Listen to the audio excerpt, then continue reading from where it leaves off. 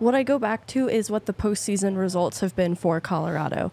Obviously, the 2022 season being the peak of that, but I have seen what Colorado is capable of in a deep playoff run. That's much more untested for Dallas. And the reason I bring it up is because their regular season results, they have 820 goal scorers. You know, Roope Hintz and Matt Duchene also have more to give than the first round indicated. But the postseason, based on their regular season production. I think Roope Hintz does. I think Matt Duchene is exactly who he is. 25 goal regular season. I'm not going to discount that. I think in the same way that Lehkonen provided scoring in the first round, that's where I think that a Duchene has more to give a Dallas team. Now, I'm not going to say it's significantly more, but it's more than I think we saw in the first round. However, I'm basing those projections off of regular season results. That doesn't matter as much in the postseason. It matters what you can do in the playoffs. And so we know Lehkonen's a great player in the playoffs. We know that from the Cup season, and we know that just based on the first round. Vanek, incredible player in the playoffs. It's a little bit more unknown for Dallas. I think they have a little more to give than the first round indicated, but I have more faith in what Colorado's capable of.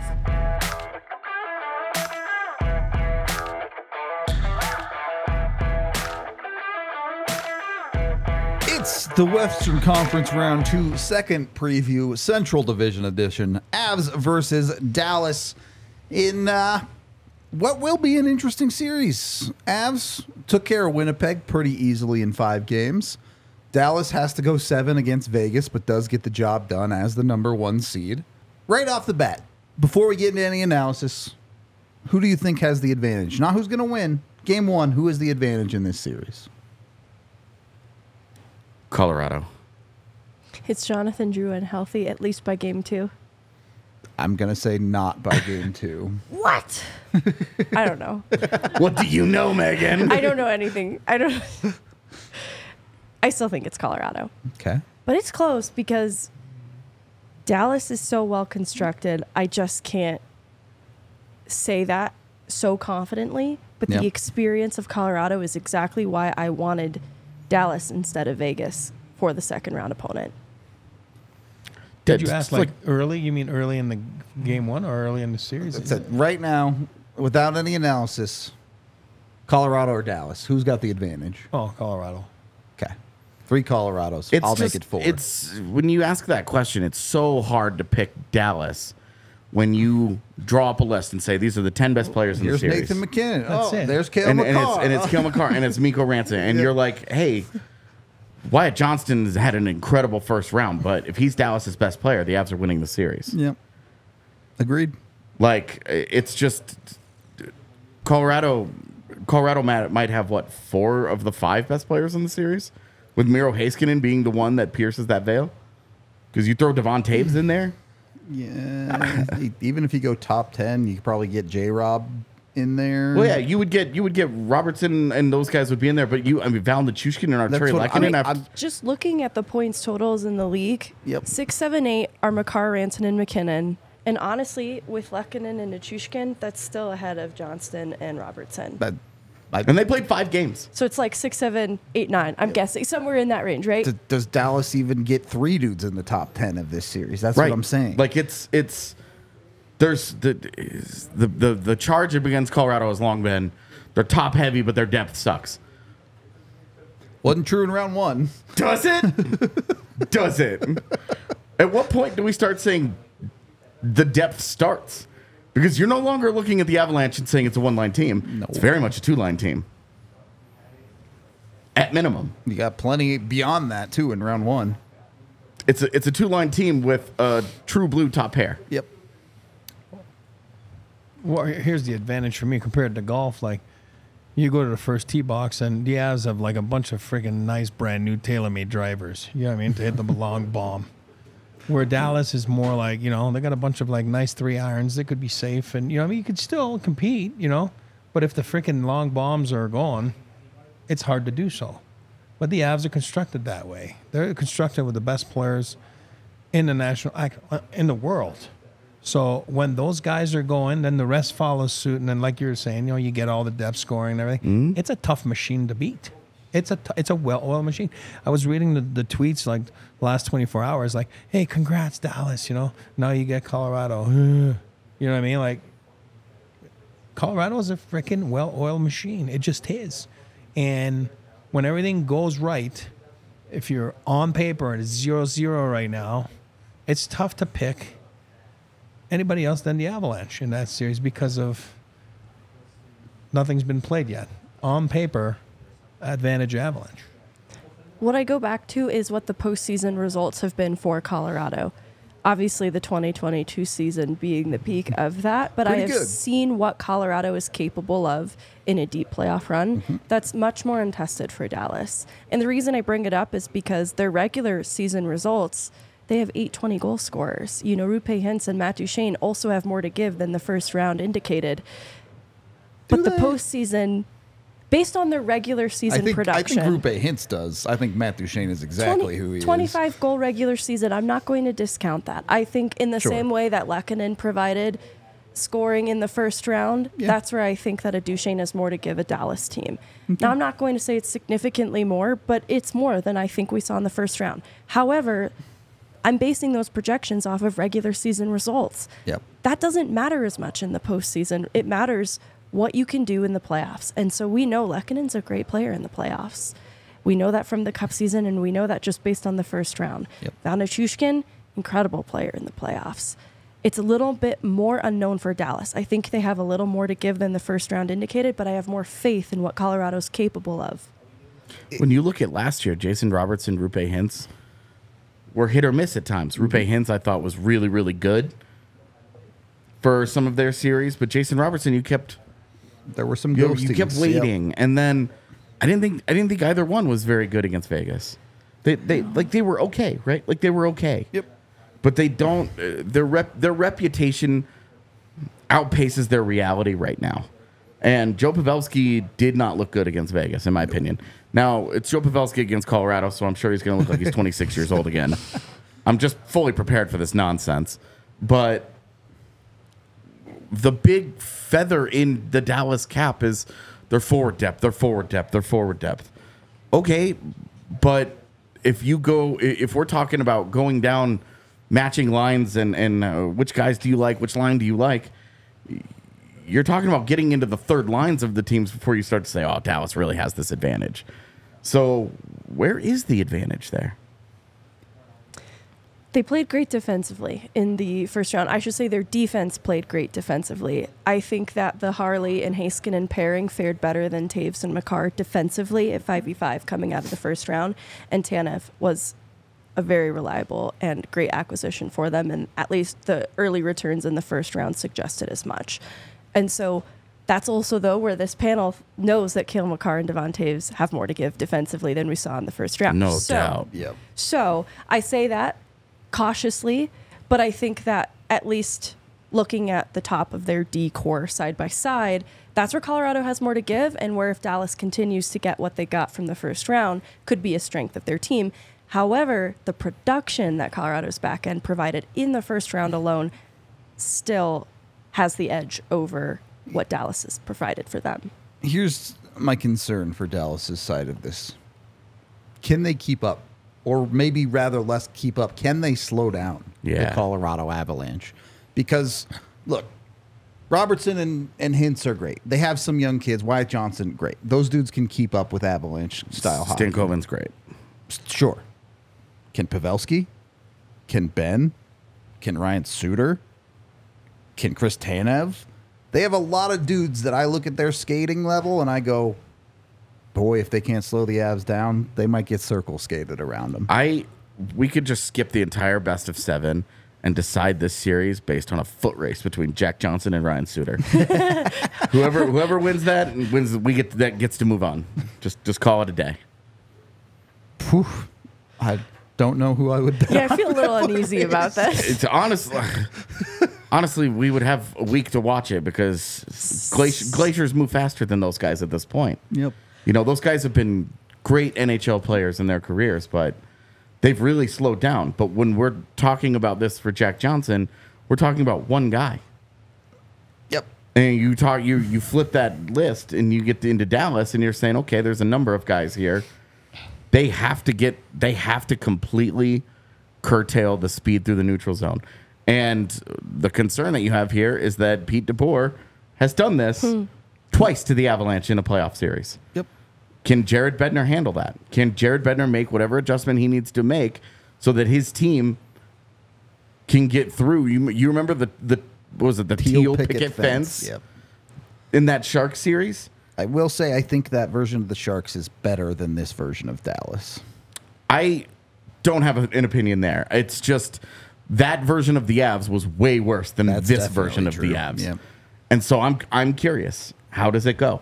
And the Vegas series was such a growing experience in terms of how Colorado lost it that they point to that series all the time as that's when we grew up. Yep. That's when we learned how not to be in the postseason. And, last year's team, obviously, there were external factors. There was so much going on that had nothing to do with on the ice. Yep. So let's run through some of these cards of head-to-head and stuff. Yep.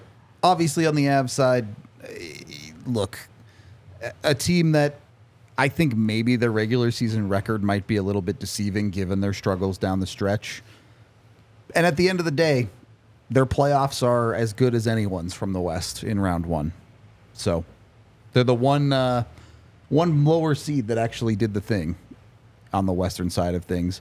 Obviously, they've gotten great production out of their top three guys, but we feel like that kind of came by default. They might have actually more to give there. Those top two guys had 9 points, and you felt like they didn't dominate games. They had great moments. And then Cale Makar, defensively, as Megan mentioned, lots more to give. Offensively was dynamite. Lehkonen and Nichushkin were, you cannot ask for anything. If they could just repeat that performance, they will win the series. Asking them to repeat those performances would be asking a lot of those guys. Well, it's going to go a little bit unshown on these as we can bring Dallas's top 5 up as well. You first look at the top guys. Dallas has 2 guys with 3 points on that list in a 7-game series. Yeah. The production falls off immediately for them. And I get it. The Avs are probably not going to get those same levels of production out of Lehkonen and some of their depth guys beyond that, like Mittelstadt. But Dallas's was markedly worse in round one. Yeah, Ross Colton had 3 points. Exactly. You have a handful of guys, like Casey Mittelstadt down the line. Josh Manson had 5 points. The question is, can the Avs keep that up against a team that's going to try and slow you down? They scored 5 goals a game in the first round. No. Which was outrageous. The answer is no. They're not going to keep that up. Andre looked great to finish out Dallas, too. He did. The Game last couple 6-7, games, yep. Andre looked like he will be more challenging to beat. Though, full respect to Hellebuck, he should have been more challenging to beat either. Should have. The reason those goaltenders were fallible, those being like Hellebuck and hypothetically Ottinger, is because of how adaptable Colorado is. I think they had to find slightly different ways of scoring than their usual. And I think that's going to be the case for this series as well. There's also no lack of external factors in this series. Obviously, the bubble series that the Avs lose in 7. You mentioned Pete DeBoer. Megan mentioned Matt Duchene and Val Nichushkin. You have Yoel Kiviranta in this series as well. X Factor. Gabe Landeskog in the middle of the series when he comes back, like Willis Reed. I think that's more Jonathan Drouin, but you know what? Or both. Why not both? Yeah, hell yeah. That sounds fun. All I'm saying is there could be a lot of charging factors into this series. And for my Dallas X Factor, I did take Matt Duchene himself. Gross. Obviously, yes, there's the conversation there, but really why I took Matt Duchene is exactly what Megan was talking about. If Dallas wants to be in this series, they need those guys down the lineup to produce against Colorado. He's their Lehkonen, which when you put it like that, you don't feel as confident in Duchene being capable of what Lehkonen did in the first round. Give me Lecky on that one. Those track records are a little different. Yeah, that didn't feel fair. I mean, it's a great point, though, because if depth is their strength, Matt Duchene has to be a guy who has a good series. It's maybe a great series. Yep. On the Avs side, the X Factor, same position on the team. Casey Mittelstadt, we saw him work his way into that Winnipeg series. Games 3 and 4 especially really came together. And I mean, 2 through 4, he kicked everyone's ass. Yep. Look, let's face it. The Avs consistently over their lifespan have said, we'll play whatever matchups you want. Mm-hmm. If Casey Mittelstadt wins his matchup, I really struggle to see how Dallas wins this series. Casey Mittelstadt dominated Mark Scheifele in round 1. Yep. if he's going to, if he goes whatever and dominates, matchup, Duchesne, maybe he gets the top guys in J-Rob and Hintz, whoever it ends up being. Yeah, well, and Wyatt Johnston, Jamie Benn, and Logan Stankoven was their best line in that series. So that's kind of the same thing as Casey Middlestad's line going out and dominating in round one. This has to be, for Colorado, you want this to be a clash of the Titans because they'll win. If it's depth determines who moves on, Dallas has the advantage. I think it's smaller, but they have it. Eric, you've been quiet over there. Are you thinking about goaltenders again? Well, I mean, this is always. You laugh. I mean, I do believe Dallas has the edge in the net. I think the Avs have the edge on defense and on forward. Okay. Special teams, we always talk about it. It's going to be so important. I mean, it's going to be so important, and at key moments too. At key moments, you have to produce either on the PK, which you shut down, or you have to produce on the PP. So, is Marchman still out? If TBD.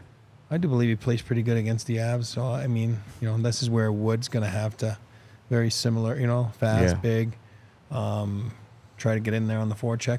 No, I feel good about where the Avs stand after their first round. I feel good watching the last few games of Dallas versus Vegas.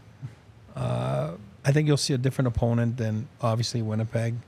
I think they're comfortable being in those little... Well, so was Winnipeg, but they want to be in those little 1-0 games or 2-1 games. Yeah, and I think Dallas feels pretty comfortable. I think you're seeing the passing of the baton from let's say Pavelski to Johnson, Wyatt Johnson. I mean, you can see a little bit of a shift right now, but don't downplay Pavelski right in the playoffs. You never know how, especially against the Avs, like AJ said, but. No, I feel good about the series. I do. I do that.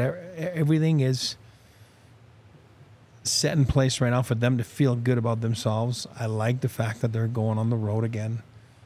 They've had some time here at home to breathe a little bit. Now you're going on the road, spend a little time together. It's playoffs. Let's get back to playoff atmosphere. Do I expect a weird first 10 minutes? Yes, I do. I'm just old school that way.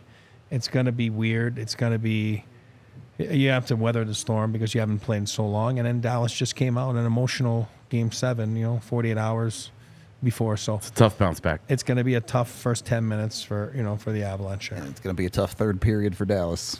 No, that's my point. Yeah. So that's so you're going to have to – you can't lose it in the first 10. You know what I mean? Yep. Keep yourself competitive. That's it. Let's get to our predictions. Everybody taking the Avs this time. All of the dissenters have changed their mind after that round one series. 3 of us in 6. AJ, you're taking it in 7. Yeah, I just think it's a fun story. To beat Pete DeBoer in 7. Pete DeBoer 8-0 in Game 7s in his career, which is weird as shit.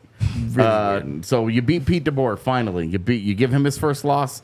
You avenge the Dallas loss from 2020. It would be their first Game 7 win since 2002, I believe. So it's been a while. I just like all of these things line up for. I think it's going to be a great series. Dallas is very, very good defensively. It's not something we've really gotten into here. Miro Heiskanen is awesome, and he's playing fantastic hockey right now. Lindell rock solid too. The team is very good defensively. Chris Tanev is kind of their eraser of problems. Yeah. And so Colorado's not going to score 5 goals a game. I think that the league's highest scoring offense is going to run into a very good defensive wall. And I think it's going to be a lot of push and pull in the series, so that's why I have it in 7.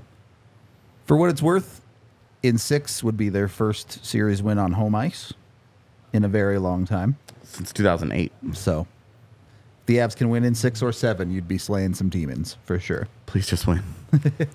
Henrique could see his handshake line. He wants it. I know he wants it. There you go. It's coming. Yeah, to AJ's point, I think the Avs will be slowed by Dallas's defense. Lindell and Tanev had some of the fewest chances against at 5v5 of any D pair coming out of round 1. They're pretty rock solid, and a lot of the Dallas-Vegas series was confined to the neutral zone. Very little was created off the rush, and that's where the Avs like to create. However, they had to find a way around it in the Jet series, and they did. And that's where I think there's going to be some more nods to coaching between two very good coaches and the changes that have to be made to counter the attack of the other team. Because Dallas is going to be looking to slow Colorado's speed and contain them in the neutral zone like they did with Vegas in round 1. But it's going to be a little harder to do because Colorado isn't Vegas. And that's where I think that the Avs can come out of this because they proved that they were adaptable, finding other ways to create off the cycle and just a heavier forechecking presence. So I think it's going to be highly physical too and demand every ounce of Colorado and Dallas. It's not going to be an easy one, that's for sure. Coaching will matter. I also wonder how much you can coach when Nathan McKinnon and Cale Makar are coming for you. The dog is loose. That's going to wrap up this series preview and the entirety of round 2. We hope you enjoyed all these previews. Obviously, we'll be here breaking down every single Avs game of round 2 and then hopefully have previews for you throughout the rest of the playoffs. We appreciate y'all, and we will talk to you in the next video. We all silly like the mayor.